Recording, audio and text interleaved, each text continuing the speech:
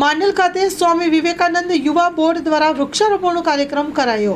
માંડલ ખાતે આવેલ મહાજનવાડીના કેમ્પસમાં સ્વામી વિવેકાનંદ યુવા બોર્ડ દ્વારા વૃક્ષારોપણનું આયોજન કરવામાં આવ્યું હતું। વડાપ્રધાનના આહવાનને અનુસરીને સ્ટેટ કોઓર્ડિનેટર કૌશલભાઈ દવેના માર્ગદર્શન નીચે એક પેડ માં કે નામ અભિયાન અંતર્ગત માંડલ તાલુકાના વિવેકાનંદ યુવા બોર્ડ દ્વારા ઉજવણી કરવામાં આવી હતી।